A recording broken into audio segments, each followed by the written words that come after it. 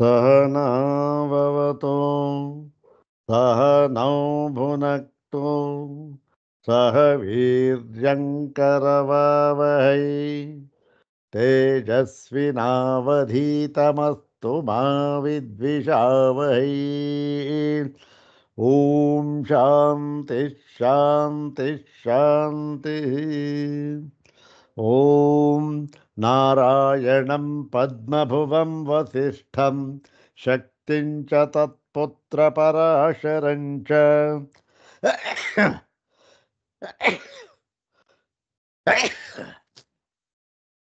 व्यासं शुकं गौडपदं महान्तं गोविन्दयोगीन्द्रमथस्य शिष्यम् श्रीशङ्कराचार्यमथस्य पद्मपादं च हस्तामलकं च शिष्यम् तं तोटकं वार्तिककारमन्यान् अस्मद्गुरून् सन्ततमानतोऽस्मि। शङ्करं शङ्कराचार्यं केशवं बादरायणम् सूत्रभाष्यकृतौ वन्दे भगवन्तौ पुनः पुनः। सूत्रभाष्यप्रणेतारौ वेदान्ताभ्यप्रभाकरौ वन्दे परस्परात्मानौ बादरायणशङ्करौ। श्रुतिस्मृतिपुराणानाम् आलयं करुणालयं नमामि भगवत्पादं शङ्करं लोकशङ्करं। नमामि भगवत्पादशङ्करं लोकशङ्करं। वन्दे तं सच्चिदानन्दं यतिवर्यं महामतिं वेदवेदान्तसारज्ञं सद्गुरुं प्रणतोऽस्म्यहम्। सदाशिवसमारम्भां शङ्कराचार्यमध्यमाम् अस्मदाचार्यपर्यन्तां वन्दे गुरुपरम्पराम्। ॐ नमो ब्रह्मादिभ्यो ब्रह्मविद्यासम्प्रदायकर्तृभ्यो वंशर्षिभ्यो नमो महद्भ्यो नमो गुरुभ्यः।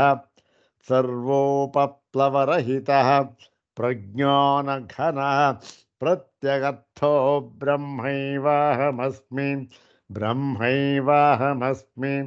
अधीहि भगवो ब्रह्म श्रीमच्छङ्कर भगवत्पूज्यपादमहासद्गुरुभ्यो नमः। श्री श्री सच्चिदानन्देन्द्र सरस्वती सद्गुरुभ्यो नमः। यो ब्रह्माणं विदधाति पूर्वं यो वै वेदागंश्च प्रहिणोति तस्मै तन्मदेवमात्मबुद्धिप्रकाशं मुमुक्षुर्वै शरणमहं प्रपद्ये। ॐ शान्ति शान्ति शान्तिः। अग्रे उपस्थितेभ्यः भवद्भ्यः सर्वेभ्यो जिज्ञासुभ्यः हार्दान् प्रणामान् समर्पयामि। ब्रह्मसूत्र शांकर भाष्ये द्वितीयाध्याये तृतीये पादे अष्टाभिः सूत्रैः उपनिबद्धे अस्मिन् चतुर्दशे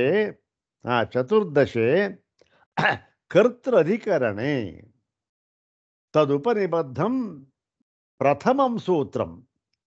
इदानीं द्विवारं पठित्वा सूत्रार्थं तद्भाष्यभागं च यथानुग्रहं विचारयामः। इदं सूत्रं पादादितः त्रयस्त्रिंशं सूत्रम्। पादादितः त्रयस्त्रिंशं सूत्रम्। अस्मिन् अधिकरणे कर्तृधिकरणे प्रथमं सूत्रम्। इदानीं विचारयामः। सर्वाग्रे शङ्कर भगवत् पूज्यपादानां प्रशस्तिश्लोकमेकं पठित्वा तेषां पादारविन्दयोः शिरसा प्रणिपत्य अनुग्रहं च प्राप्य प्रकृतं त्रयस्त्रिंशं सूत्रं तद्भाष्यभागं च ಯಥಾಚಾರ್ಯಾನುಗ್ರಹಂ ವಿಚಾರಯಾಮಃ. ಓಂ ಅಗ್ರೆ ತಾವತ್ ಶ್ರೀ ಶ್ರೀ ಶಂಕರ ಭಗವತ್ ಪೂಜ್ಯ ಪಾದಾನಾಂ ಪ್ರಶಸ್ತಿ ಶ್ಲೋಕಮೇಕಂ ಪಠಾಮಃ.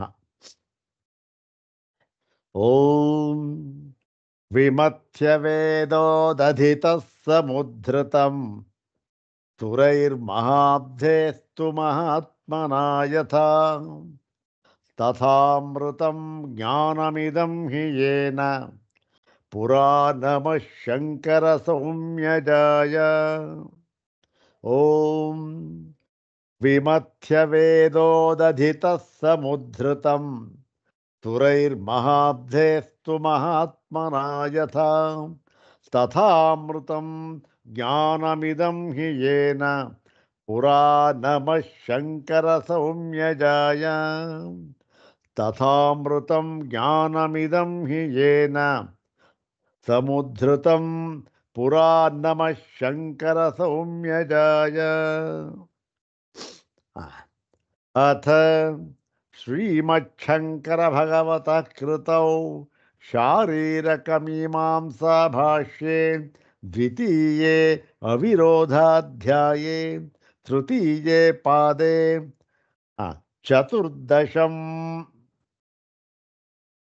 ಅಷ್ಟಸೂತ್ರಾತ್ಮಕಂ ಕರ್ತೃಧಿಕರಣಂ.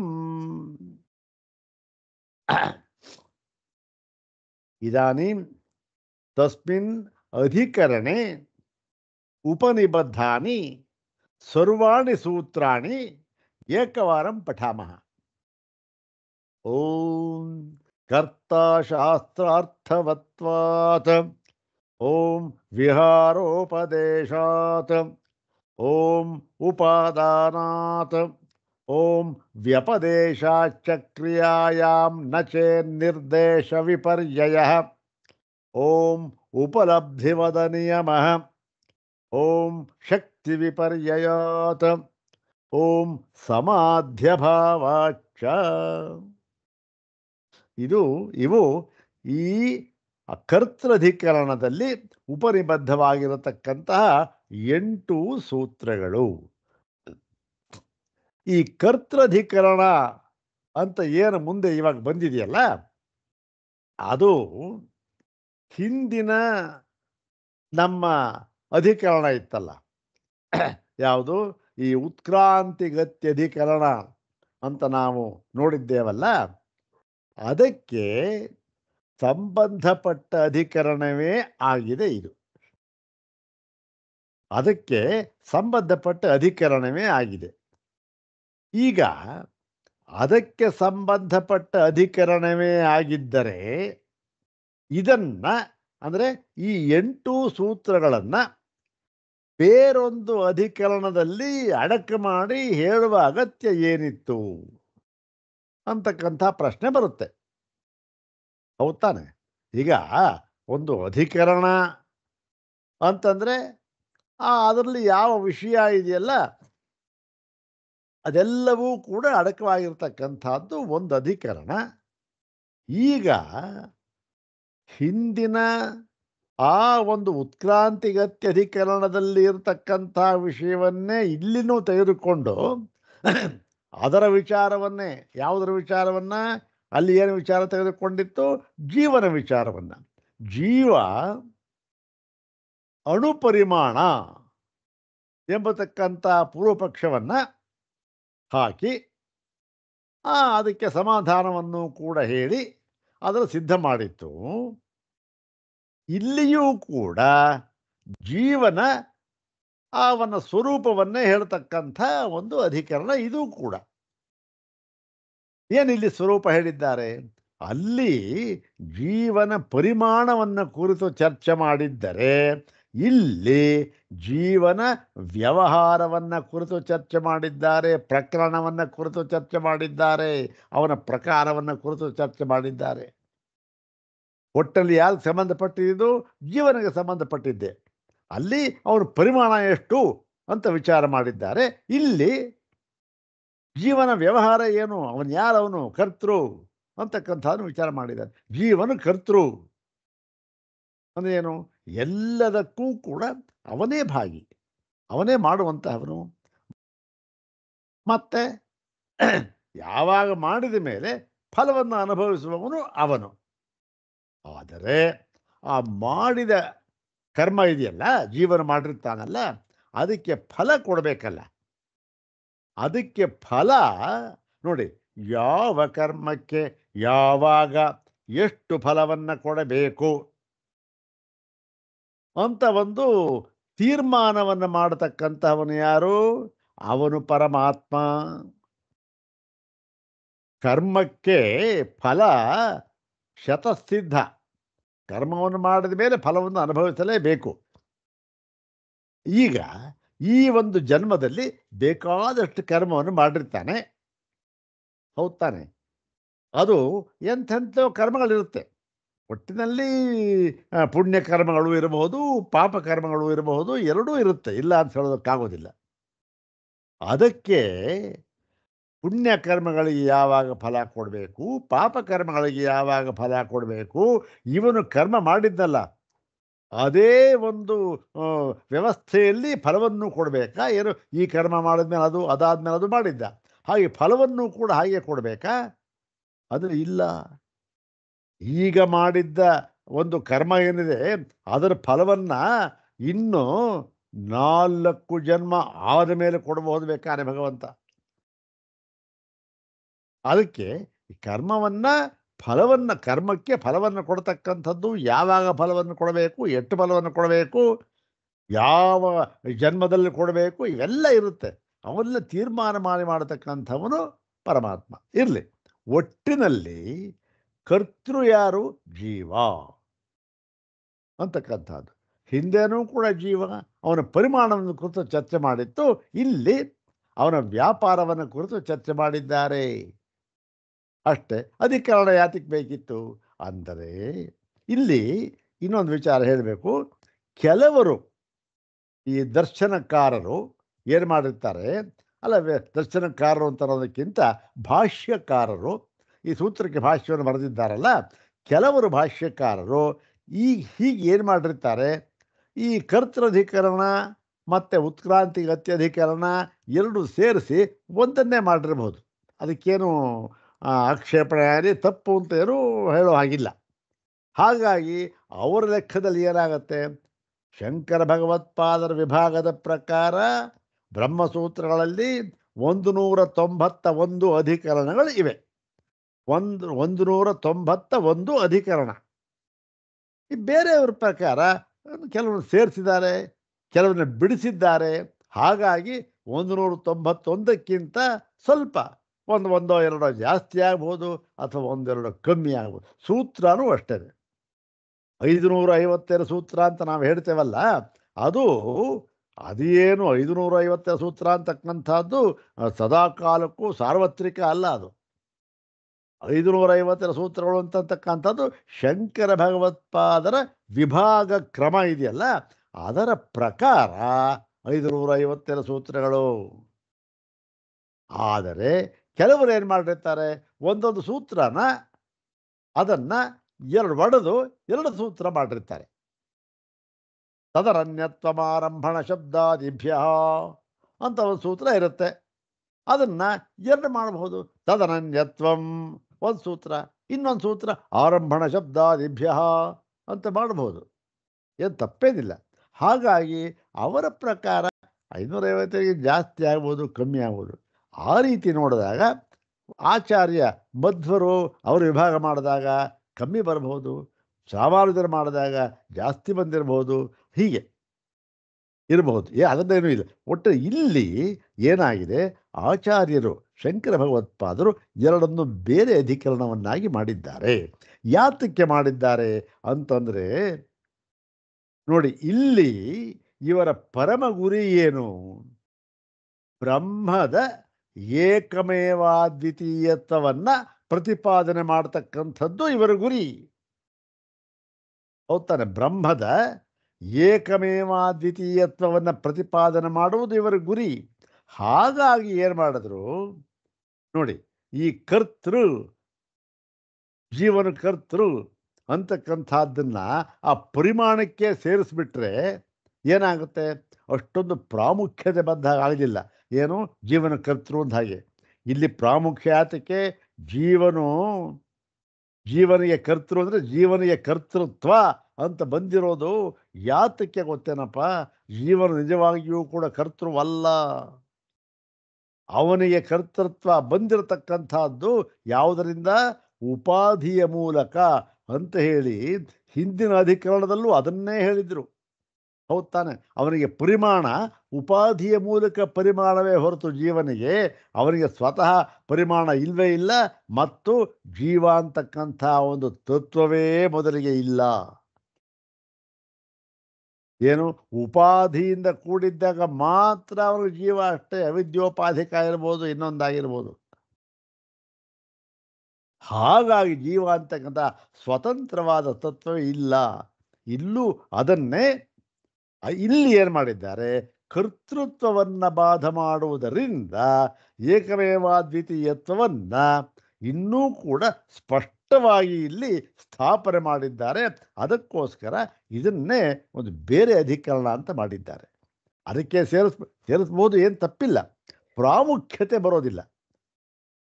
ಇದಕ್ಕೆ ಪ್ರಾಮುಖ್ಯತೆ ಬರುವುದಕ್ಕಾಗಿ ಇದನ್ನು ಒಂದು ಬೇರೆ ಅಧಿಕರಣ ಅಂತಲೇ ಮಾಡಿ ತಮ್ಮ ಏಕಮೇವಾದ್ವಿತೀಯತ್ವವನ್ನು ಸ್ಥಾಪನೆ ಮಾಡಬೇಕು, ಅದಕ್ಕಾಗಿ ಮಾಡಿದ್ದಾರೆ. ಇಷ್ಟು ಈ ಒಂದು ಕರ್ತೃಧಿಕರಣದಲ್ಲಿ ತಿಳ್ಕೊಳ್ಬೇಕಾದಂಥ ಕೆಲವು ವಿಚಾರಗಳು. ಇವೆಲ್ಲ ತಿಳ್ಕೊಂಡಿದ್ದರೆ ನಮಗೆ ಒಂದು ಚೆನ್ನಾಗಿ ಅರ್ಥ ಆಗುತ್ತೆ, ಸೂತ್ರದ ಒಂದು ಹೃದಯ ಅರ್ಥವಾಗುತ್ತೆ ಅಷ್ಟು. ಅದಕ್ಕೋಸ್ಕರ ಹೇಳಿದೆ. ಪ್ರಕೃತ ಇವತ್ತಿನ ಸೂತ್ರ ಏನು? ಇದು ಏನು, ತ್ರಯಸ್ತ್ರಿಂಶಂ ಸೂತ್ರಂ ಅಂದರೆ 33ನೆಯ ಸೂತ್ರ ಇದು. ಪಾದಾದಿತ ತ್ರಯಸ್ತ್ರಿಂಶಂ ಸೂತ್ರಂ ಅಸ್ಮಿನ್ ಅಧಿಕರಣೆ ಕರ್ತೃಧಿಕರಣೆ ಪ್ರಥಮಂ ಸೂತ್ರಂ. ಓಂ ಕರ್ತಾಶಾಸ್ತ್ರಾರ್ಥವತ್ವಾತ್.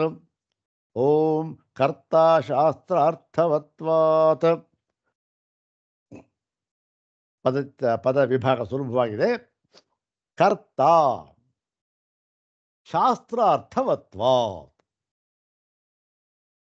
ಎರಡೇ ಪದ ಇತಿ ದ್ವಿಪದಾತ್ಮಕಮಿದಂ ಸೂತ್ರಂ. ಅನ್ವಯ ಏನಾಗುತ್ತೆ ಅಂದರೆ ಸುಲಭವಾಗಿದೆ. ಹಿಂದಿನ ಒಂದು ಇದೇನೆ, ಅಲ್ಲಿ ಜೀವ ಅಣುಪರಿಮಾಣ ಅಂತ ಹೇಳಿ ಕುತಃ ಅಂತ ಹೇಳಿ ಉದ್ದಕ್ಕೂ ಕಾರಣ ಹೇಳ್ಕೊಂಬಂದಿದ್ರು. ಇಲ್ಲೂ ಕೂಡ ಅದನ್ನೇ ಜೀವ, ಇಲ್ಲಿ ಕರ್ತ ಇದೆಯಲ್ಲ, ಕರ್ತ ಅಂದರೆ ಏನು ಸೇರಿಸ್ಕೋಬೇಕು ನಾವು? ಜೀವ, ಜೀವ ಕರ್ತ. ಕುತಃ ಕಸ್ಮಾತ್ ಕಾರಣಾತ್ ಇತ್ಯುಕ್ತೆ ಶಾಸ್ತ್ರಾರ್ಥವತ್ವಾತ್. ಜೀವ ಕರ್ತ ಕುತಃ ಶಾಸ್ತ್ರಾರ್ಥವತ್ವಾತ್ ಅಂತ ಏನಾಗ್ತದೆ ಅರ್ಥ? ಜೀವನು ಕರ್ತೃವಾಗಿದ್ದಾನೆ. ಜೀವನು ಕರ್ತೃವು ಯಾಕೆ ಅಂದರೆ ಶಾಸ್ತ್ರಾರ್ಥವತ್ವಾತ್. ಅಂದರೆ ಶಾಸ್ತ್ರವಾಕ್ಯಗಳಿಗೆ ಅಥವಾ ಎಲ್ಲ ಶಾಸ್ತ್ರವಾಕ್ಯಗಳೂ ಕೂಡ ಪ್ರಯೋಜನವುಳ್ಳದ್ದಾಗಿ ಆಗಿರುವುದರಿಂದ ಅರ್ಥವತ್ವ. ಅರ್ಥವತ್ವ ಅಂದರೆ ಅರ್ಥ ಅಂದರೆ ಪ್ರಯೋಜನ ಉಳ್ಳದ್ದು ಅಂತ ಅರ್ಥವತ್ವ. ಅದನ್ನು ಉಳ್ಳ ಧನವಾನ್ ಅಂತಾರೆ, ಉಳ್ಳವನು ಧನವತ್ವ. ಅದರ ಭಾವನಾಮ ಇದು ಅಷ್ಟೆ. ಶಾಸ್ತ್ರ ಅರ್ಥವತ್ವಾತ್ ಅಂದರೆ ಶಾಸ್ತ್ರವು ಪ್ರಯೋಜನ, ಶಾಸ್ತ್ರ ಅಂದರೆ ಶಾಸ್ತ್ರವಾಕ್ಯ, ಶಾಸ್ತ್ರವಾಕ್ಯವು ಪ್ರಯೋಜನವುಳ್ಳದ್ದಾಗಿರುವುದರಿಂದ ಯಾವ ಶಾಸ್ತ್ರವೂ ಕೂಡ ಶಾಸ್ತ್ರವಾಕ್ಯ ಅಂತ ಅರ್ಥ.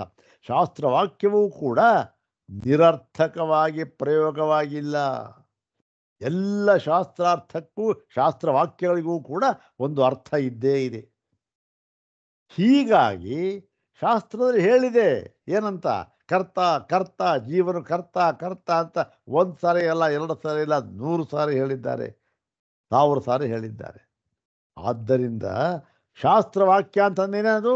ಅದು ಅರ್ಥವುಳ್ಳದ್ದಾಗಿರಲೇಬೇಕು.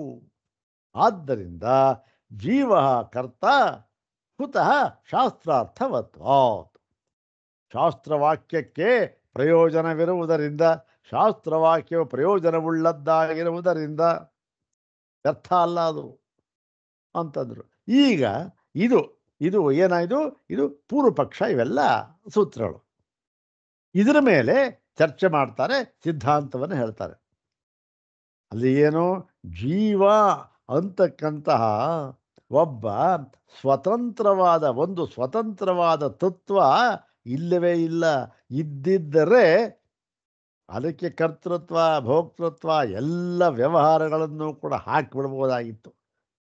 ವ್ಯವಹಾರ ಕಾಣ್ತಾ ಇದೆಯಲ್ಲ ಸ್ವಾಮಿ, ಎಲ್ಲ ನೀವು ಹೇಳ್ಬಿಟ್ರೆ ಕಾಣ್ತಾ ಇಲ್ವಾ ವ್ಯವಹಾರ ಇವಾಗ ಅಂತಂದರೆ, ಜೀವ ಅಂತಕ್ಕಂಥವನು ಇದ್ದಾನೆ. ಅದು ಜೀವ ಹೇಗಿದ್ದಾನೆ ಗೊತ್ತೇನು, ಅವನು ಅವಿದ್ಯೆ ಎಂಬ ಉಪಾಧಿಯಿಂದ ಕೂಡಿದವನಾಗಿದ್ದಾನೆ ಅಷ್ಟೆ. ಏನು ಅವಿದ್ಯೆ ಉಪಾಧಿ?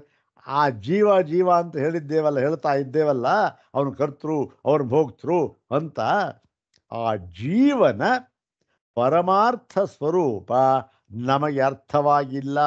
ಜೀವನ ಪರಮಾರ್ಥ ಸ್ವರೂಪದ ಬಗ್ಗೆ ನಮಗೆ ಅಜ್ಞಾನ ಇದೆ, ಅವಿದ್ಯೆ ಇದೆ. ಹೀಗೆ ಅವಿದ್ಯೆಯಿಂದ, ನಮ್ಮ ಅವಿದ್ಯೆಯಿಂದ ಕೂಡಿರತಕ್ಕಂತಹ ಆ ಜೀವ ಇದ್ದಾನಲ್ಲ, ಅವನಿಗೆ ಹೇಳ್ತಾ ಇದ್ದೇವೆ ನಾವು, ಹೌದು ಕಣ್ರಿ ಕರ್ತೃ ಭೋಕ್ತೃ ಅಂತ. ಅದನ್ನು ನಾವು ಒಪ್ತೇವೆ, ನಾವು ಕೂಡ ಅದನ್ನು ಅಲಗಳಿತಾ ಇಲ್ಲ. ವ್ಯವಹಾರ ಇದೆ, ಎಲ್ಲ ಮಾಡ್ತಾ ಇದೆ. ಆದರೆ ಯಾರು ಮಾಡ್ತಾ ಇರ್ತಕ್ಕಂಥದ್ದು? ಅವಿದ್ಯೆಯಿಂದ ಕೂಡಿದ ಒಂದು ಜೀವ ಅವನು. ಮತ್ತೆ ಅವಿದ್ಯೆ ಅಂದರೆ ನಿಜವಾಗಿ ಅವರ ಸ್ವರೂಪ ಅರ್ಥವಾಗಿ ಬಿಟ್ಟರೆ ಆಗ ಹೇಳಲೇಬೇಕಾದ್ದಿಲ್ಲ. ಯಾವ ಕರ್ತೃನೂ ಇಲ್ಲ, ಶಾಸ್ತ್ರನೂ ಇಲ್ಲ, ಅರ್ಥನೂ ಇಲ್ಲ, ಏನೂ ಇಲ್ಲ. ಏಕಮೇವಾದ್ವಿತೀಯತ್ವ. ಇದನ್ನು ಸ್ಥಾಪನೆ ಮಾಡೋದಕ್ಕೆ ಈಗ ಮುಂದಾಗಿದೆ ಈ ಅಧಿಕರಣ. ನೋಡೋಣ. ಇದು ಕರ್ತಾಶಾಸ್ತ್ರಾರ್ಥವತ್ವಾತ್. ಓಂ ಕರ್ತಾಶಾಸ್ತ್ರಾರ್ಥವತ್ವಾತ್ ಸೂತ್ರಕ್ಕೆ ಅರ್ಥ ಆಯಿತು. ಈಗ ಇದನ್ನು ನೋಡೋಣ, ಭಾಷ್ಯಭಾಗ ನೋಡಿ. 144ನೇ ಭಾಷ್ಯಭಾಗ. ತದ್ಗುಣಸಾರತ್ವಾಧಿಕಾರೇಣೈವ ಅಪರೋಪಿ ಜೀವಧರ್ಮ ಪ್ರಪಂಚತೆ.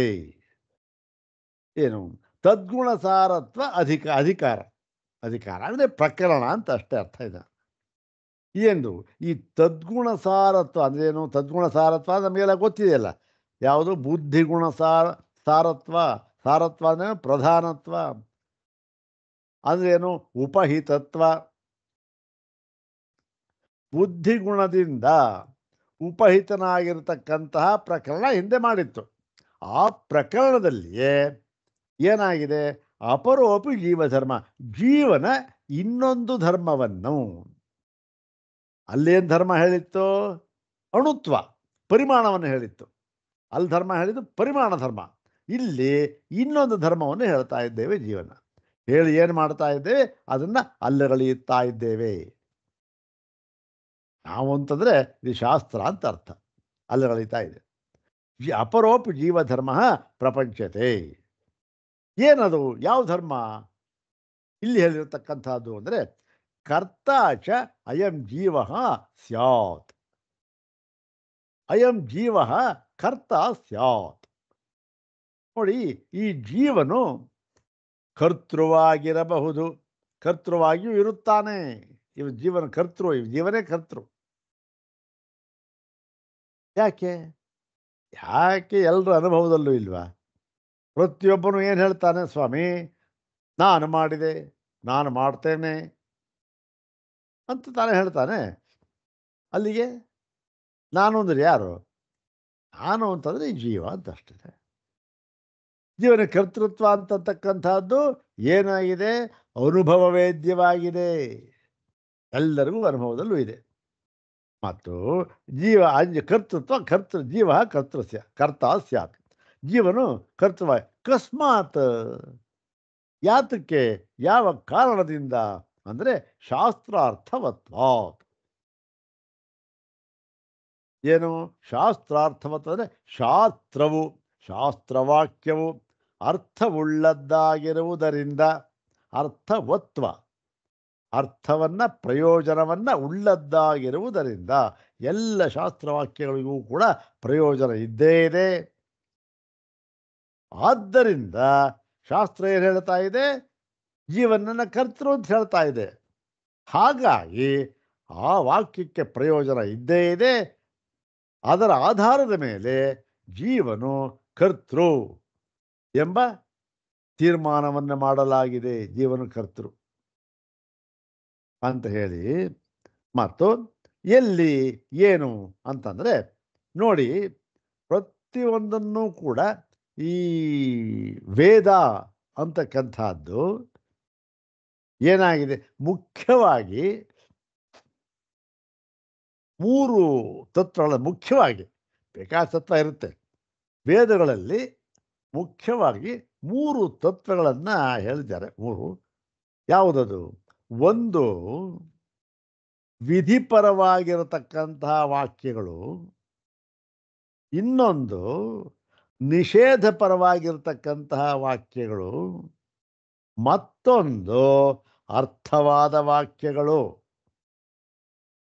ಹೀಗೆ 3 ಭಾಗವನ್ನು ಇಷ್ಟೇ ವೇದ.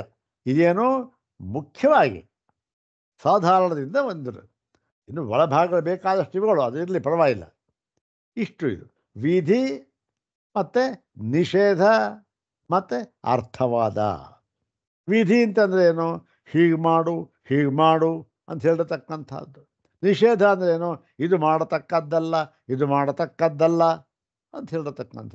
ಅರ್ಥವಾದ ಅಂದರೆ ಅದನ್ನು ಹೊಗಳಿಕೆಗಾಗಿ ಬಂದಿರತಕ್ಕಂಥ ವಾಕ್ಯಗಳು, ಅದರ ಹೆಚ್ಚುಗಾರಿಕೆಯನ್ನು ಹೇಳಿ ಅದರಲ್ಲಿ ಪ್ರವರ್ತಿಸುವುದಕ್ಕೆ ಬಂದಿರತಕ್ಕಂತಹ ವಾಕ್ಯಗಳು. ಯಾವುದೋ ಒಂದಿದೆ, ಒಂದು ತತ್ವ ಇದೆ, ಅದನ್ನು ಹೊಗಳೋದು ಬೇಕಾದಷ್ಟು ಹೊಗಳಿ, ಏನಂದರೆ ಅದರಲ್ಲಿ ಪ್ರವೃತ್ತವಾಗುವಂತೆ ಮಾಡತಕ್ಕಂಥ ವಾಕ್ಯಗಳಿಗೆ ಅರ್ಥವಾದ ವಾಕ್ಯಗಳು ಅಂತ ಹೆಸರಾಯಿತು. ಅವಾಗ ಬೇರೆ ಇನ್ನೇನು ಪ್ರಯೋಜನ ಇಲ್ಲ, ಇದೇ ಪ್ರಯೋಜನ. ಅದಕ್ಕೆ ಅರ್ಥವಾದದಲ್ಲಿ ಭೇದಗಳಿದೆ, ಅದೆಲ್ಲ ಇವಾಗ ಬೇಡ, ಇಷ್ಟೇ 3 ಇದೆ ಇಲ್ಲಿ. ಹೀಗೆ ಎಲ್ಲ ವೇದವಾಕ್ಯಗಳಿಗೂ ಕೂಡ ಈ ಒಂದು ಪ್ರಯೋಜನ ಅಂತ ಇದ್ದೇ ಇದೆ. ಯಾವುದಾದ್ರು ತೊಳೆ ವೇದವಾಕ್ಯ, ಇಲ್ಲ ಅದು ವಿಧಿಪರವಾಗಿರಬೇಕು, ಇಲ್ಲ ನಿಷೇಧ ಪರವಾಗಿರಬೇಕು, ಇಲ್ಲ ಅರ್ಥವಾದವಾಗಿರಬೇಕು, ಅಷ್ಟೆ. ಹೀಗೆ ಏನಾಗಿದೆ ಇಲ್ಲಿ ಜೀವನಿಗೆ, ಯದ್ಯಪಿ ಇಲ್ಲಿ ವಿಧಿಯನ್ನು ಮಾತ್ರ ಹೇಳಿದ್ದಾರೆ, ಏನಂತ ಹೇಳಿದ್ದಾರೆ? ಏವಂ, ಈ ರೀತಿಯಾಗಿ ಶಾಸ್ತ್ರ ಏನು ಹೇಳಿದೆ? ಯಜೇತ ಜುಹುಯಾತ್ ದದ್ಯಾತ್ ಇತ್ಯೇವಂ ವಿಧಂ ವಿಧಿಶಾಸ್ತ್ರಂ ಅರ್ಥವದ್ಭವತಿ. ಹೀಗೆ ಏನು? ಜುಹುಯಾತ್ ಅಂದರೆ ಹೋಮ ಮಾಡಬೇಕು, ದದ್ಯಾತ್ ಕೊಡಬೇಕು, ಯಜೇತ ಯಾಗವನ್ನು ಮಾಡಬೇಕು, ಎಲ್ಲ ಏನು ಮಾಡಬೇಕು ಮಾಡಬೇಕು ಮಾಡಬೇಕು ಅಂತ ವಿಧಿ. ಹೌದು ತಾನೆ? ಇದು ಎಲ್ಲದರಲ್ಲೂ ಏನಿದೆ? ಇವೆಲ್ಲ ನೋಡಿ, ಪ್ರತ್ಯಯ ಏನಿದೆ ಇದಕ್ಕೆ? ಇವೆಲ್ಲ ಲಿಂಗ್ ಲಕಾರದಲ್ಲಿ ಇರತಕ್ಕಂಥದ್ದು. ಲಿಂಗ್ ಲಕಾರ ಲಿಂಗ್ ಇದೆಯಲ್ಲ, 10 ಲಕಾರಗಳು, ಅದರಲ್ಲಿ ಇದು ಲಿಂಗ್ ಲಕಾರದಲ್ಲಿ ಬರತಕ್ಕಂಥ ಪ್ರಯೋಗಗಳು, ವಿಧಿಪರವಾಗಿರ್ತಕ್ಕಂಥ ವಾಕ್ಯಗಳು. ಇನ್ನು ಕೆಲವಿದೆ ತವ್ಯ ಪ್ರತ್ಯಯ ಸೇರಿಸಿದ್ದಾರೆ. ಹೀಗೆ ಏನಾದರೂ ಇರಲಿ, ಒಟ್ಟಿನಲ್ಲಿ ವಿಧಿಪರವಾದ ವಾಕ್ಯಗಳು ಇವು. ಈ ವಿಧಿಪರ ವಾಕ್ಯಕ್ಕೆ ಒಂದು ಪ್ರಯೋಜನ ಅಂತ ಬರಬೇಕಾದರೆ, ಯಾಕೆ ಇದು ವೇದವಾಕ್ಯ, ಇದಕ್ಕೆ ಪ್ರಯೋಜನ ಇದ್ದೇ ಇರಬೇಕು. ಪ್ರಯೋಜನ ಅಂತ ಬರಬೇಕಾದರೆ ಏನಾಗಿರಬೇಕು? ಅದು ಅರ್ಥವುಳ್ಳದ್ದಾಗಿರಬೇಕು. ಹೌದು ತಾನೆ? ಹಾಗಾಗಿ ಜೀವನು ಕರ್ತ ಎಂಬತಕ್ಕಂಥದ್ದು ಏನು? ಅರ್ಥವುಳ್ಳ ವಾಕ್ಯ, ಅದು ನಿಜವಾಗಿರ್ತಕ್ಕಂಥದ್ದು. ಅದು ಶಾಸ್ತ್ರ ಹೇಳ್ತಾ ಇದೆ ಹಾಗೆ ಅಂಥೇಳಿ. ವಿಧಿಶಾಸ್ತ್ರ ಅರ್ಥವದ್, ಈ ವಿಧಿಶಾಸ್ತ್ರ ಪ್ರಯೋಜನವುಳ್ಳದ್ದಾಗಿ ಆಗಬೇಕು, ಆಗಿದೆ ಇವಾಗ. ಮತ್ತು ಅನ್ಯಥಾ ತತ್ ಅನರ್ಥಕಂ ಸ್ಯಾತ್. ಹಾಗಿಲ್ಲದೆ ಹೋಗ್ಬಿಟ್ರೆ ಆ ವಾಕ್ಯಗಳು ಏನಾಗುತ್ತೆ? ಅವೆಲ್ಲ ಅನರ್ಥಕ ಅಂತ ಆಗ್ಬಿಡುತ್ತೆ. ಆದರೆ ವೇದದಲ್ಲಿ ಒಂದೇ ಒಂದು ವಾಕ್ಯವೂ ಕೂಡ ಅನರ್ಥಕವಲ್ಲ. ಯಾವುದೇ ವಾಕ್ಯ ತಗೊಳ್ಳಿ, ಇದನ್ನ ನೋಡಿ, ಸೂತ್ರ ಭಾಷೆಯಲ್ಲಿ ಇಲ್ಲದೆ 1:4 ತತ್ವ ಸಮನ್ವಯಾತ್ ಅನ್ನುವ ಸೂತ್ರದಲ್ಲಿ ಆಚಾರ್ಯರೇ ಹೇಳಿದ್ದಾರೆ, ಏನು ಒಂದೇ ಒಂದು ವೇದವಾಕ್ಯವೂ ಕೂಡ ನಿರರ್ಥಕವಾಗಿ ಪ್ರಯೋಗವಾಗಿಲ್ಲ ಅಂತ ಹೇಳಿದಾಗ ಆ ಪೂರ್ವ ಪಕ್ಷಿ ಏನು ಮಾಡ್ಬಿಟ್ಟ, ಸ್ವಾಮಿ ಒಂದು ವಾಕ್ಯನ ಪ್ರಯೋಗ ಆಗಿಲ್ವಾ, ಅರ್ಥ ಇರಲೇಬೇಕಾ? ಹೌದಪ್ಪ ಇರಲೇಬೇಕು. ಹಾಗಾದ್ರೆ ಸ್ವಾಮಿ ಏನೋ ಜುಹುಯಾತು ದದ್ಯಾತು ಇಂಥವೆಲ್ಲ ವಿಧಿಪರವಾಗಿ ನಿಷೇಧಪರವಾಗಿ ಅರ್ಥ ಇರಲಿ. ಆದರೆ ನೋಡಿ, ನಾವು ಹೇಳ್ತೇವೆ ಇಂತಹ ವಾಕ್ಯಗಳು, ನಿರರ್ಥಕ ವಾಕ್ಯಗಳು ಎಷ್ಟೋ ಇವೆ ವೇದಗಳಲ್ಲಿ. ಓಹೋ, ಯಾವುದಪ್ಪ ಅದು? ನೋಡಿ, ಸೋರೋದೀತ್, ಅವನು ಅತ್ತನು. ಇದ್ಯಾವ್ದು ಸ್ವಾಮಿ ಇದು? ಇದೇನು ವೇದವಾಕ್ಯನ ಇದು? ಅವನು ಅತ್ತನು. ಯಾವ ಪ್ರಯೋಜನ, ಯಾವ ಪುರುಷಾರ್ಥ, ಆ? ಯಾವ ಒಂದು ಕಾವ್ಯನ? ಇದೇನಿದು? ಅವನು ಒತ್ತನು ಅನ್ನೋ ವಾಕ್ಯ ಏನು ಸ್ವಾಮಿ ಇದು?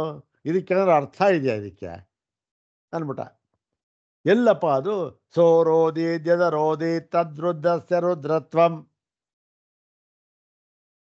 ಇದೆಯಲ್ಲ ಸ್ವಾಮಿ ಅಂದ್ಬಿಟ್ಟ. ಅದಕ್ಕೆ ಅವರು ಹೇಳ್ತಾರೆ ಇಲ್ಲಿ, ಇದು ಪೂರ್ವಮೀಮಾಂಸಾ ಶಾಸ್ತ್ರ ಇರತಕ್ಕಂಥದ್ದು. ವಿಧಿ ವಿಧಿನಾತ್ವೇಕವಾಕ್ಯತ್ವಾತ್ ಸ್ತುತ್ಯರ್ಥೇನ ವಿಧೀನಾಂ ಸ್ಯುಹು ಅಂತ ನೋಡಪ್ಪ. ಭಗವಾನ್ ಜೈಮಿನಿ ಆಚಾರ್ಯರು ಸೂತ್ರ ಮಾಡಿದ್ದಾರೆ. ಏನಂತ? ಇದು ವ್ಯರ್ಥವಲ್ಲ, ಅನರ್ಥಕವಲ್ಲ. ಸೋರೋದೀತ್ ಇತ್ಯಾದೀನಾಂ ಅನರ್ಥಕ್ಯ ಮಾ ಭೂತಿತಿ. ಅದಕ್ಕೆ ಅನರ್ಥಕ ಬಂದು ಒದಗ ಇರಲಿದ್ರೆ ಆ ವಾಕ್ಯ ಇದೆ ಸೋರೋದೀತ್ ಅಂತಕ್ಕಂಥದ್ದು, ಅದು ಎಲ್ಲಿಗೆ ಸಂಬಂಧಪಟ್ಟಿದೆ ಎನ್ನುವುದನ್ನು ನೋಡಿ ಅದಕ್ಕೆ ಸೇರಿಸ್ಕೊಳ್ಬೇಕಾದದ್ದು ಇದು. ಹೌದು ತಾನೆ? ಸೋರೋದೀತ್ ಅಂತಕ್ಕಂಥದ್ದು ಎಲ್ಲಿಗೆ ಸಂಬಂಧಪಟ್ಟಿದೆ? ಅಲ್ಲಿ ಯಾವುದೋ ಒಂದು ವಿಧಿವಾಕ್ಯ ಇದ್ದೇ ಇರುತ್ತೆ, ಅದಕ್ಕೆ ಸಂಬಂಧಪಟ್ಟಿದೆ. ನೀನು ವಾಕ್ಯನೇ ಪೂರ್ತಿ ಓದ್ದೆ ಸೋರೋದೀತನ್ನು ಯಾವನೋ ಹತ್ರ ಬಂದ್ಬಿಟ್ರೆ ಏನದು ವಾಕ್ಯ? ಸೋರೋದಿ ದ್ಯದರೋದಿ ತದ್ರುದ್ಧಸ್ಯ ರುದ್ರತ್ವಂ ತಸ್ಮಾತ್. ಮುಂದೆ ವಾಕ್ಯ ನೋಡಪ್ಪ. ತಸ್ಮಾತ್ ಬರ್ಹಿಷಿ ರಜತಂ ನ ದೇಯಂ. ಇದು ರಜತಂ ನ ದೇಯಂ. ಯಜ್ಞಯಾಗಾದಿಗಳಲ್ಲಿ ಬೆಳ್ಳಿಯನ್ನು ದಾನವಾಗಿ ಕೊಡಬಾರದು. ಓ ನೋಡಿ, ಇಲ್ಲಿ ನಿಷೇಧಪರವಾದ ವಾಕ್ಯ ಇದಕ್ಕೆ ಸಂಬಂಧಪಟ್ಟಿದೆಯಾ ಸೋರೋದೀತ್ ಅಂತಕ್ಕಂಥದ್ದು? ಅರ್ಥ ಇದೆ ಅಂತ ನೀನು ಅಂದ್ಬಿಟ್ರೆ ನಿನಗೆ ಗೊತ್ತಾಗಿಲ್ಲ ಅಷ್ಟೇ ಅಂತ ಹೇಳ್ತಾರೆ. ಯಾತಕ್ಕೆ ಹೇಳಿದೆ? ಇದು ಪ್ರತಿಯೊಂದು ವೇದವಾಕ್ಯಗಳಿಗೂ ಕೂಡ ಹೀಗೆ ಅರ್ಥವನ್ನೇ ಹೇಳಿದ್ದಾರೆ. ಅರ್ಥ ಇರ್ತಕ್ಕಂಥ ಇಂಥ ವಾಕ್ಯಗಳು ಬೇಕಾದಷ್ಟಿದೆ. ಏನು ಈ ಕಲ್ಲು, ಈ ಸೋಮಲತೆಯನ್ನು ಕುಟ್ಟಿ ತೆಗೀತಕ್ಕಂಥದ್ದು, ಇಂಥ ಕಡೆಯಲ್ಲೆಲ್ಲವೇ ಶೃಣೋತು ಗ್ರಾವಾಣ ಇಂಥವೆಲ್ಲ ಬೇಕಾದಷ್ಟು ವಾಕ್ಯಗಳಿದೆ. ಅದಕ್ಕೆಲ್ಲ ಏನರ್ಥ? ಈ ಅರ್ಥ ಅಂಥೇಳಿ ತದ್ಧಿ ಕರ್ತು ಸತಃ ಕರ್ತವ್ಯ ವಿಶೇಷ ಉಪದಿಶತಿ. ಹೀಗಿರುವಾಗ ಒಂದು ತತ್ವ ಅವನು ಕರ್ತೃವಾಗಿದ್ದರೆ ಮಾತ್ರ ಅವನಿಗೆ ಕರ್ತವ್ಯ ವಿಶೇಷ, ಈ ವಿಧಿ ನಿಷೇಧ ಎಲ್ಲ ಹೊಂದುತ್ತೆ. ವಿಧಿ ನಿಷೇಧ ಹೊಂದಬೇಕಾದ್ರೆ ಏನಾಗಬೇಕು? ಅವನು ಕರ್ತೃವಾಗಿರಬೇಕು. ನೋಡಯ್ಯ, ನೀನು ಸುಳ್ಳನ್ನು ಹೇಳಬೇಡ ಅಂತನೇನು, ನೀನು ಅಂತ ಒಂದು ಕರ್ತೃ ಇರಬೇಕಲ್ಲ. ಹೌದು ತಾನೆ? ಒಂದು ಯಾವುದೇ ವಿಧಿ ನಿಷೇಧ ವಾಕ್ಯ ಆದರೂ ಅದಕ್ಕೊಬ್ಬ ಕರ್ತೃ ಇದ್ದೇ ಇರಬೇಕು, ಸಂಬಂಧಪಟ್ಟವನು. ಕರ್ತವ್ಯ ಮಾಡಬೇಕಾದ ಒಂದು ಅದನ್ನು ಆಚರಿಸಬೇಕಾದಂಥ ಒಬ್ಬ ವ್ಯಕ್ತಿ ಇರಬೇಕು, ಜೀವ ಅಂತ ಅವನು ಇರಬೇಕು. ಅವನೇ ಜೀವ. ಉಪದಿಶತಿ ನ ಚ ಅಸತಿ ಕರ್ತೃತ್ವೇ ತತ್ ಉಪಪದ್ಯೇತ. ಕರ್ತೃತ್ವ ಅಂತಕ್ಕಂಥದ್ದು ಇಲ್ಲದೆ ಇದ್ದ ಮೇಲೆ ಅಸತಿ ತತ್ ಉಪಪದ್ಯೆ. ತತ್ತು ಅಂತಂದ್ರೇನು? ತತ್ತು ಅಂತಂದರೆ ತಾನಿ ಅಂತಲೇ ಸೇರಿಸ್ಕೋಬೇಕಿಲ್ಲಿ. ಏನಂತ? ತಾನಿ ವಾಕ್ಯಾನಿ ನ ಉಪಪದ್ಯೇತ ಅಂತ. ಒಂದು ವೇಳೆ ಕರ್ತೃತ್ವ ಇಲ್ಲದೆ ಹೋಗಿಬಿಟ್ಟರೆ ಆ ಯಾವ ವಾಕ್ಯಗಳು ಕೂಡ, ಯಾವುದದು ವಿಧಿಪರವಾದ ವಾಕ್ಯಗಳಾಗಲಿ ನಿಷೇಧಪರವಾದ ವಾಕ್ಯಗಳಾಗಲಿ ಯಾವುದೂ ಕೂಡ ಇವನಿಗೆ ಹೊಂದುವುದಿಲ್ಲ. ನೋಡಿ, ಇದು ಇಲ್ಲಿ ತುಂಬ ಸಣ್ಣದಾಗಿ ಹಾಕ್ಬಿಟ್ಟಿದ್ದಾರೆ. ಇದು ಸಿದ್ಧಾಂತ, ಇದೇ ಸಿದ್ಧಾಂತ. ಇದನ್ನು ಯಾರ ಬಾಯಲ್ಲಿ ಬಂದಿದೆ? ಇದು ಪೂರ್ವ ಪಕ್ಷಿ ಬಾಯಲ್ಲಿ ಬಂದಿದೆ. ಕರ್ತೃತ್ವ ಅಂತಕ್ಕಂಥದ್ದು ಇಲ್ಲದೆ ಹೋಗಿಬಿಟ್ರೆ ಯಾವ ವಿಧಿವಾಕ್ಯ ಮತ್ತು ನಿಷೇಧ ವಾಕ್ಯ ಇವು ಯಾವುದಕ್ಕೂ ಏನೂ ಅರ್ಥವಿಲ್ಲ. ಅವು ಯಾವುದಕ್ಕೂ ಏನೂ ಪ್ರಯೋಜನವಿಲ್ಲ. ಅವು ಯಾವುದು ಇವನನ್ನು ಏನೂ ಮಾಡಲಾರದು. ಹೌದು ತಾನೆ? ಕರ್ತೃತ್ವವಿಲ್ಲವಲ್ಲ ಇವನಿಗೆ. ಆದರೆ ಇಲ್ಲಿ ಹೇಳಿಲ್ಲ ಅದನ್ನ, ಮುಂದೆ ಹೇಳ್ತಾರೆ. ನೋಡಪ್ಪ, ಸರಿಯಾಗಿ ಹೇಳ್ತಾ ಇದ್ದೀಯಾ, ನಾವು ಅದನ್ನೇ ಹೇಳ್ತಾ ಇರತಕ್ಕಂಥದ್ದು. ಇಲ್ಲೂ ಕೂಡ ಅದನ್ನೇ ನಾವು ಹೇಳಿರ್ತಕ್ಕಂಥದ್ದು. ಮುಂದೆ ಹೇಳ್ತಾರೆ, ಇಲ್ಲೂ ಕೂಡ ನೀನು ಹೇಳಿದೆಯಲ್ಲ, ಕರ್ತೃತ್ವ ಇಲ್ಲದೆ ಹೋಗಿಬಿಟ್ಟರೆ ಇವನಿಗೆ ವಿಧಿ ಆಗಲಿ ನಿಷೇಧವಾಗಲಿ ಯಾವುದು ಅನ್ವಯಿಸುವುದಿಲ್ಲ ಅಂತ ಸರಿಯಾಗಿ ಹೇಳಿದೆ ನೀನು. ಜೀವನಿಗೆ ಕರ್ತೃತ್ವ ಅಂತ ಅನ್ನೋದು ಇಲ್ಲವೇ ಇಲ್ಲ ಕಣಯ್ಯ. ಹಾಗಾಗಿ ಅವನಿಗೆ ವಿಧಿಯೂ ಇಲ್ಲ, ನಿಷೇಧವೂ ಇಲ್ಲ, ಏನೂ ಇಲ್ಲ. ಅವನೇನು ಪರಮಾರ್ಥ ಜ್ಞಾನಿ, ಅವನೇ ಪರಮಾರ್ಥ ತತ್ವ, ಅವನಷ್ಟೇ. ಉಪಾಧಿಯಿಂದ ಹೀಗೆ ತೋರ್ತಾ ಇದ್ದಾನಷ್ಟೇ. ನೀನು ಹೇಳಿದೆಯಲ್ಲ ಏನಂತ ನೋಡಿ, ಒಂದು ವೇಳೆ ಕರ್ತೃತ್ವ ಅಂತ ಇಲ್ಲದೆ ಹೋಗಿಬಿಟ್ರೆ ಆ ವಾಕ್ಯಗಳಿಗೆ ಏನೂ ಪ್ರಯೋಜನವೇ ಹೊಂದೋದಿಲ್ಲ. ಅದು ಕರ್ತೃತ್ವ ಇದೆ. ತಥಾ ಇದಮಪಿ ಶಾಸ್ತ್ರಂ ಅರ್ಥವದ್ಭವತಿ. ಅದೇ ರೀತಿ ಈ ಶಾಸ್ತ್ರವೂ ಕೂಡ ಅರ್ಥವತ್ತಾಗಿ ಆಗಿದೆ. ಯಾಕೆ? ಅವನು ಇದೆಯಲ್ಲ, ಹೇಳಿದ್ರಲ್ಲ, ಯಜೇತ ಜುಹುಯಾತ್ ದದ್ಯಾತ್. ಯಾಗ ಮಾಡಬೇಕು, ಹೋಮ ಮಾಡಬೇಕು, ಕೊಡಬೇಕು, ಮಾಡಬೇಕು, ಕೂಡಬೇಕು, ಇವೆಲ್ಲ ಬೇಕು ಬೇಕು ಅಂತ ಕರೆಯಲ್ಲ, ಇವೆಲ್ಲವೂ ಕೂಡ ಅರ್ಥವತ್ತಾಗಿ ಆಗಿದೆ. ಹೇಗಾದರೆ ಕರ್ತೃ ಅಂತಕ್ಕಂಥವನು ಒಬ್ಬ ಇದ್ದರೆ, ಕರ್ತೃ ಯಾವನು ಇದ್ದಾನಲ್ಲ, ಜೀವ, ಅವನು. ಮತ್ತು ಇದಕ್ಕೆ ಈ ಉಪನಿಷತ್ತಿನ ವಾಕ್ಯಗಳೂ ಕೂಡ ಇದೆ, ವೇದವಾಕ್ಯಗಳೂ ಕೂಡ ಇದೆ. ಇದರಲ್ಲಿ ಸ್ಪಷ್ಟವಾಗಿ ಹೇಳಿಬಿಟ್ಟಿದ್ದಾರೆ. ಯಾರು ನೋಡಿ, ಪ್ರಶ್ನೋಪನಿಷತ್ತಿನಲ್ಲಿ ಈ 4ನೇ ಪ್ರಶ್ನೆ ಬರುತ್ತಲ್ಲ, ಸೌರ್ಯಾಯಣಿ ಗಾರ್ಗ್ಯ, ಅವನು ಏನು ಹೇಳ್ತಾನೆ? ಏಷ ಹಿ ದ್ರಷ್ಟ ಶ್ರೋತ ಮಂತ ಬೋದ್ಧ ಕರ್ತ ವಿಜ್ಞಾನಾತ್ಮ ಪುರುಷ ಪರಮೇವಾಕ್ಷರಂ ಪ್ರತಿಪದ್ಯತೆ ಅಂತ ಮುಂದೆ ಅದು ಬರುತ್ತದೆ. ಇರಲಿ, ವಿಜ್ಞಾನ ಈ ಶ್ರೋತ ಮಂತ ಬೋದ್ಧ ಕರ್ತ ವಿಜ್ಞಾನಾತ್ಮ ಪುರುಷ ಅಂತ ಹೇಳಿ ಅವನು ಶ್ರೋತೃ ಮಂತೃ ಬೋಧೃ ಕರ್ತೃ ವಿಜ್ಞಾತೃ ಇಂಥ ಪುರುಷ ಅಂತ ಹೇಳಿದ್ದಾರೆ. ಎಲ್ಲವೂ ಏನೋ ಎಲ್ಲವನ್ನೂ ಕೂಡ ಇವೆಲ್ಲ ಕರ್ತೃತ್ವವನ್ನು ಅವನು ಹೇಳಿರ್ತಕ್ಕಂಥ ವಾಕ್ಯಗಳು ಅಂತ ಹೇಳಿ ಮತ್ತೆ ಮುಂದೆ ಹೇಳ್ತಾರೆ. ನೋಡಿ, ಈ ಕಾರಣದಿಂದಲೂ ಕೂಡ ಇದು ಒಂದೇ ಅಲ್ಲ, ಇಲ್ಲಿ ಹೇಳಿದ್ದಾರೆ, ಶಾಸ್ತ್ರದಲ್ಲಿ ಹೇಳಿದ್ದಾರೆ, ಯಜೇತ ಜುಹುಯಾತ ಎಲ್ಲ ಹೇಳಿದ್ದಾರೆ. ಮತ್ತೆ ಶಾಸ್ತ್ರಗಳಲ್ಲಿ ಮತ್ತೊಂದನ್ನು ಹೇಳಿದ್ದಾರೆ ಅಂತ ಹೇಳಿ ಮತ್ತೊಂದು ಸೂತ್ರವನ್ನು ಹೇಳಿದರು ಭಗವಾನ್ ಬಾದರಾಯಣರು. ಏನು? ಓಂ ವಿಹಾರೋಪದೇಶಾತ್, ಓಂ ವಿಹಾರೋಪದೇಶಾತ್. ಇದು ಅಷ್ಟೇ, ವಿಹಾರೋಪದೇಶಾತ್, ಒಂದೇ ಒಂದು ಪದ, ಏಕಪದಾತ್ಮಕಮಿದಂ ಸೂತ್ರಂ. ಏನು ವಿಹಾರ? ಇಲ್ಲೂ ಜೀವಸ್ಯ ವಿಹಾರೋಪದೇಶಾತ್ ಅಂದ್ರೇನು? ಜೀವನಿಗೆ ವಿಹಾರವನ್ನು ಉಪದೇಶ ಮಾಡಿರುವುದರಿಂದ. ವಿಹಾರ ಅಂದರೆ ಏನು? ಇಲ್ಲಿಂದ ಅಲ್ಲಿಗೆ, ಅಲ್ಲಿಂದ ಇಲ್ಲಿಗೆ ಹೋಗೋದು, ತಿರುಗಾಡೋದು. ವಿಹಾರ ಹೋಗೋದು, ತಿರುಗಾಡೋದು. ಜೀವನಿಗೆ ಚಲನೆ ಹೇಳಿದ್ದಾರಲ್ಲ, ಹಾಗೆ ಹೇಳಿರುವುದರಿಂದ ಮುಂದೆ ಏನು ಸೇರಿಸ್ಕೋಬೇಕು? ಜೀವಸ್ಯ ಕರ್ತೃತ್ವ ಉಪಪದ್ಯತೆ, ಇದು ಸೇರಿಸ್ಕೋಬೇಕು ನಾವು. ಅಲ್ಲಿಗೆ ಏನಾಯಿತು? ಜೀವಸ್ಯ ವಿಹಾರೋಪದೇಶಾತ್ ಜೀವಸ್ಯ ಕರ್ತೃತ್ವ ಉಪಪದ್ಯತೆ, ತಸ್ಯ ಕರ್ತೃತ್ವ ಉಪಪದ್ಯತೆ. ಜೀವನಿಗೆ ವಿಹಾರವನ್ನು ಶಾಸ್ತ್ರದಲ್ಲಿ ಹೇಳಿರುವುದರಿಂದ ಜೀವನು ಕರ್ತೃವು ಎಂಬುದು ಹೊಂದುತ್ತದೆ. ಇದು ಏನದಕ್ಕೆ ಹೇಳೋದು ಸ್ವಲ್ಪ ಸುಲಭವಾಗಿದೆ. ಅದಕ್ಕೆ 3 ಲೈನ್ ಇದೆ ನೋಡಿ, 145ನೇ ಭಾಷೆವಾಗ ಇತಶ್ಚ ಜೀವಸ್ಯ ಕರ್ತೃತ್ವಂ, ಈ ಕಾರಣದಿಂದಲೂ ಕೂಡ, ಇತಃ ಅಂದರೆ ಅಸ್ಮಾತ್ ಕಾರಣಾತ್ ಅಂತ, ಈ ಕಾರಣದಿಂದಲೂ ಕೂಡ ಜೀವನಿಗೆ ಕರ್ತೃತ್ವವನ್ನು ಹೇಳಿದ್ದಾರೆ. ಎಲ್ಲಿ? ಶಾಸ್ತ್ರದಲ್ಲಿ. ಎಲ್ಲಿ ಅಂದರೆ ಯತ್ ಜೀವ ಪ್ರಕ್ರಿಯಾಯಾಮ್, ಜೀವ ಪ್ರಕರಣದಲ್ಲಿ, ಪ್ರಕರಣ ಜೀವ ಪ್ರಕರಣದಲ್ಲಿ ಸಂಧ್ಯೆ ಸ್ಥಾನೆ ವಿಹಾರಂ ಉಪನಿಷತಿ. ಸಂಧ್ಯೆ ಸ್ಥಾನೆ ಅಂತಂದರೆ, ಸಂಧಿಸ್ಥಾನ ಅಂದರೆ ಜಾಗ್ರತ್ತು ಸ್ವಪ್ನ ಈ ಥರ ಈ ವ್ಯವಸ್ಥೆಗಳು ಒಂದು ಬೆರೆಯುತ್ತಲ್ಲ ಕಾಲ, ಸಂಧಿ ಕಾಲ, ಕೂಡತಕ್ಕಂಥ ಕಾಲದಲ್ಲಿ ಏನು ಮಾಡಿದ್ದಾರೆ? ವಿಹಾರಂ ಉಪನಿಷತಿ, ಅವನು ಯಥೇಚ್ಛವಾಗಿ ವಿಹಾರ ಮಾಡುತ್ತಾನೆ. ಇಲ್ಲಿಂದ ಅಲ್ಲಿಗೆ ಹೋಗ್ತಾನೆ, ಅಲ್ಲಿಂದ ಇಲ್ಲಿಗೆ ಬರ್ತಾನೆ, ಏನಿಲ್ಲ. ಬೃಹದಾರಣ್ಯಕರು ಹೇಳಿದ್ದಾರೆ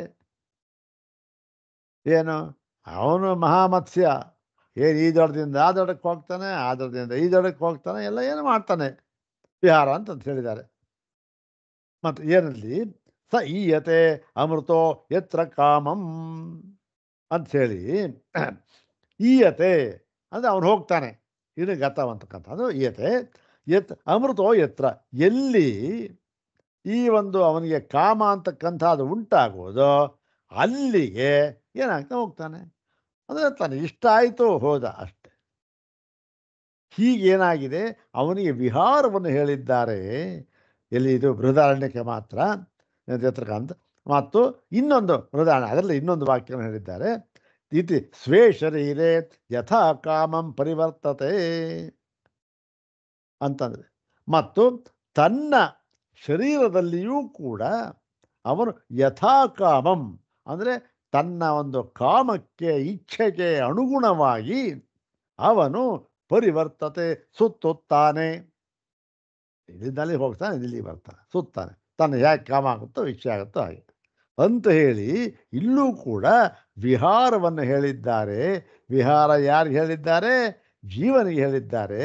ವಿಹಾರ ಅಂತಕ್ಕಂಥದ್ದು ಕ್ರಿಯೆ ಒಂದು ಕ್ರಿಯೆ ಹೇಳಬೇಕಾದ್ರೆ ಅದಕ್ಕೊಬ್ಬ ಕರ್ತೃ ಅಂತ ಬೇಕಲ್ವ ಸ್ವಾಮಿ. ಆದ್ದರಿಂದ ಜೀವನು ಕರ್ತೃ ಎಂಬುದು ಸಿದ್ಧವಾಗುತ್ತದೆ ಅಂತ ಹೇಳಿದ. ಇನ್ನೂ ಒಂದು 3-4 ಕಾರಣ ಕೊಡ್ತಾನೆ, ಅದನ್ನು ನಾಳೆ ದಿವಸ ನೋಡೋಣ. ಇದು ಒಟ್ಟಿನಲ್ಲಿ ಇಲ್ಲಿ ನೋಡಿ, ಜೀವನಿಗೆ ಜೀವ ಅಂತಕ್ಕಂಥದ್ದು ಒಂದು ಸ್ವತಂತ್ರವಾದ ತತ್ವ ಎಂದೂ ಇಲ್ಲ. ಎಂದು ಅಂದರೆ ಯಾವ ಕಾಲದಲ್ಲಿಯೂ ಇಲ್ಲ. ಯಾವ ಕಾಲದಲ್ಲೇನು ಅವಿದ್ಯಾ ಸ್ಥಿತಿಯಲ್ಲಿಯೂ ಇಲ್ಲ, ಮತ್ತು ವಿದ್ಯಾಸ್ಥಿತಿ ಬಂದ ಮೇಲಂತೂ ಇಲ್ಲವೇ ಇಲ್ಲ. ಮುಖ್ಯ ಯಾವುದು? ಅವಿದ್ಯಾ ಸ್ಥಿತಿಯಲ್ಲಿಯೂ ಇಲ್ಲ ಅಂತ ಅರ್ಥ. ಇದು ಉದಾಹರಣೆ ಸುಲಭವಾಗಿದೆ. ಹಗ್ಗನ ಹಾವು ಅಂದ್ಕೊಂಬಿಟ್ಟ, ಹಾವು ಅಂದ್ಕೊಂಡು ಅವನು ಹೆದರ್ಕೊಂಡು ಓಡ್ತಾ ಇದ್ದಾಗಲೂ ಕೂಡ ಅಲ್ಲಿ ಏನಾದರೂ ಹಾವಿತ್ತ? ವಸ್ತುತಃ ಇಲ್ಲ, ಅಲ್ಲಿ ಇದ್ದದ್ದು ಹಗ್ಗವೇ. ಮತ್ತು ಸ್ವರೂಪ ಅರ್ಥ ಆಯಿತು, ಓ ಇದು ಹಾವಲ್ಲ ಹಗ್ಗ ಅಂತ. ಆಗಲೂ ಹಗ್ಗ, ಹಾಗಂತೂ ಹಗ್ಗ ತುಳಿದೆ ಗೊತ್ತಾಗಿ ಆಯಿತು. ಗೊತ್ತಾಗದೆ ಇರುವಾಗಲೂ ಹಗ್ಗವೇ. ತ್ರಿಷ್ವಪಿ ಕಾಲೇಶು, ಹೀಗೆ ಯಾರವನು? ಅಭೋಕ್ತೃ ಅಕರ್ತೃ. ಮತ್ತೆ ಭೋಕ್ತೃ ಕರ್ತೃ ಇದೆಯಲ್ಲಪ್ಪ, ಏನಂದ್ರೆ ಉಪಾಧಿ. ಅದೇ ತದ್ಗುಣಸಾರತ್ವಾತ್ ಅಷ್ಟೆ. ತದ್ಗುಣಸಾರತ್ವಾತ್ ಅಂದ್ರೇನು? ಬುದ್ಧಿಗುಣಸಾರತ್ವಾತ್, ಬುದ್ಧಿಗುಣ ಉಪಾಧಿತ್ವಾತ್, ಬುದ್ಧಿ ಅಥವಾ ಬುದ್ಧಿಗುಣೇನ ಉಪಹಿತತ್ವಾತ್ ಅಂತ ಬೇಕಾದ್ರೆ ಹೇಳ್ಬೋದು. ಬುದ್ಧಿಗುಣದಿಂದ ಉಪಹಿತನಾಗಿರುವುದರಿಂದ ಅಂತ. ಇದು ಕೇವಲ ಉಪಾಧಿಯಿಂದ ದೃಷ್ಟಿಯಿಂದ ಆಗಿದ್ದೇ ಹೊರತು ತಾತ್ವಿಕವಾಗಿ ಅಲ್ಲ ಎಂಬುದಾಗಿ ಸಿದ್ಧ ಮಾಡಿ ಈ ಸೂತ್ರದ ಕೊನೆಯಲ್ಲಿ ಇದನ್ನು ಸ್ಥಾಪನೆ ಮಾಡ್ತಾರೆ. ಸೊಗಸಾದ ವಾಕ್ಯಗಳು ಮುಂದೆ ಬಂದಿವೆ, ನೋಡೋಣ ಮುಂದೆ. ಓಂ ಶಾಂತಿ ಶಾಂತಿ ಶಾಂತಿ. ಓಂ ತತ್ಸತ್.